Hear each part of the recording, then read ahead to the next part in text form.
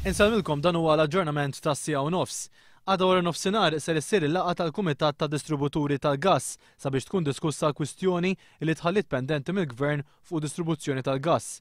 Wara l-Kumitat mistenni jlaqqa lid-distributuri kollha sabiex tkun komunikata lilhom x'azzjoni ser tittieħed biex issir pressjoni fuq il-Gvern. Fis-qarja maħruġa fl-aħħar sigħat il-GRTU qalet li mit-taħwida kollha mill-privatizzazzjoni u liberalizzazzjoni l-aktar li bata kien il-konsumatur li spiċċa jħallas ferm iktar fuq iċ-ċilindri tal-gass.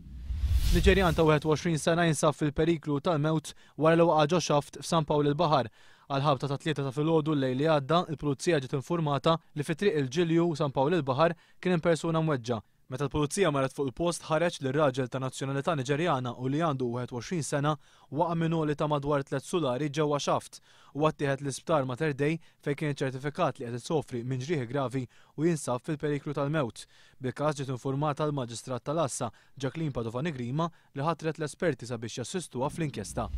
Id-deputat mexxej Laburista Anġlu Farrugia jikkummenta dwar il-figuri tad-Direttorat Ewropew dwar l-Enerġija li juru li Malta għandha l-ogħla prezzijiet tal-fjuwil fost il-pajjiżi membri.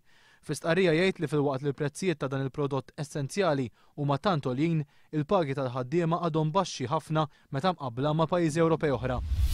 L-MUMN ikkundanat lill-Ministru tas-Saħħa tal-li ddeċieda li ma jimpjegax 25 infermier ġdid. Dawn l-infermiera għaddew b'suċċess mill-eżami aktar minn xahar ilu, iżda baqgħu ma ġewx impjegati.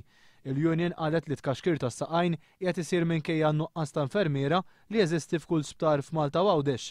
L-istess dewmien qed isir fuq il-ħatra ta' 7 Departmental Nursing Officers li r-riżultati tal-eżamijiet tagħhom ħarġu fi frar.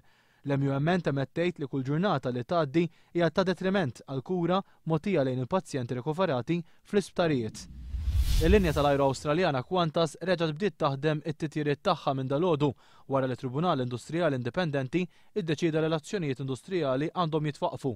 L-Organizzazzjoni Internazzjonali tirregola t-titjir, is-Civil Aviation Safety Authority, tat il-permess lil Qantas sabiex jerġgħu jibdew l-operat. Is-sospensjoni ta' titjiriet li bdiet nhar is-Sibt affettwat ma' 70,000 ruħ. Il-problemi bejn il-ħaddiema u l-kumpanija bdew fawwissu meta tħabbar istrutturar u li xi servizzi ser ikunu mogħtija lil kumpaniji oħra. Dan kien ser ifisser li ser jitkeċċew mal-1000 ħaddiem.